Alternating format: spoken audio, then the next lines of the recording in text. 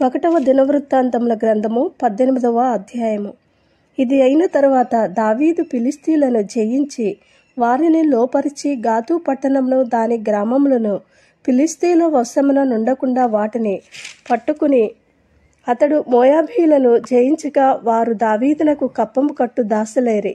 శోభా రాజైన హదరేజరు యూఫ్రాటీసు నది వరకు తన రాజ్యమును వ్యాపించుటకై బయలుదేరగా హమాతునొద్ద దావీదు అతనిని ఓడించి అతని యొద్ద నుండి 1000 రథములను 7,000 గుర్రపు రౌతులను 20,000 కాల్బలమును పట్టుకునెను.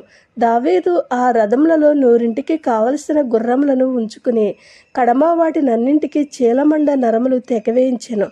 శోభారాజైన హదదేజరునకు సహాయం చేయవలనని దమస్కులోని సిరియన్లు రాగా దావీదు ఆ సిరియన్లలో 22,000 మందిని హతము చేసెను. తరువాత దావీదు సిరియా సంబంధమైన దమస్కులో కావలి సైన్యమును ఉంచెను. సిరియనులు దావీదునకు కప్పము కట్టు సేవకులైరరి. ఈ ప్రకారము దావీదు పోయిన చోట్లనెల్లా యెహోవా అతనికి సహాయం చేయుచూ వచ్చెను. మరియు హదదేజరు సేవకులు పట్టుకుని ఉన్న బంగారు డాళ్లను దావీదు తీసుకుని యెరూషలేమునకు చేర్చెను. హదదేజరు యొక్క పట్టణములైన టెబహాతులో నుండి కూనులో నుండి దావీదు బహు విస్తారమైన ఇత్తడిని తీసుకుని వచ్చెను. దానితో సొలొమోను ఇత్తడి సముద్రమును స్తంభములను ఇత్తడి వస్తువులను చేయించెను.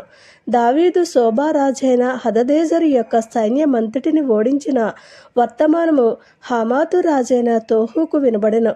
హదదేజరునకు తోహుకును విరోధము కలిగి ఉండెను గనుక రాజైన దావీదు హదదేజరుతో యుద్ధము చేసి అతనిని ఓడించినందుకై దావీదు యొక్క క్షేమము తెలుసుకున్నటకును అతనితో శుభవచనములు పలుకుటకును బంగారముతోనూ వెండితోనూ ఇత్తడితోనూ చేయబడిన సకల విధములైన పాత్రలనిచ్చి తోహు తన కుమారుడైన హదోరామును అతని యొద్దకు పంపెను.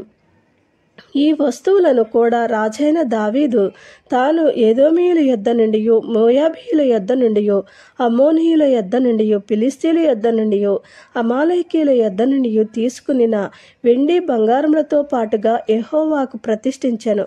మరియు సెరూయా కుమారుడైన అబీషై ఉప్పులోయలో ఎదోమీయులలో 18,000 మందిని హతము చేసెను. దావీదు ఏదోములో కావలి సైన్యమును ఉంచెను. ఎదోమీయులందరూ అతనికి సేవకులైరి. దావీదు పోయిన చోట్లనెల్లా యెహోవా అతన్ని రక్షించెను. ఈ ప్రకారము దావీదు ఇశ్రాయేలులందరి మీదను రాజయ్యుండి తన జనులందరికీ నీతి న్యాయములను జరిగించెను. సెరూయా కుమారుడైన యోవాబు సైన్యాధిపతి అయి ఉండెను. అహీలూదు కుమారుడైన యెహోషాపాతు రాజ్యపు దస్తావేజుల మీద నుండెను. అహీటూబు కుమారుడైన సాదోకును అబ్యాతారు కుమారుడైన అబీమెలెకును యాజకులు. షాషా శాస్త్రి యెహోయాదా కుమారుడైన బెనయా కెరీతీలకును పెలేతీలకును అధిపతి అయి ఉండెను. మరియు దావీదు యొక్క కుమారులు రాజునకు సహాయులై ఉండెరి. ఆమేన్.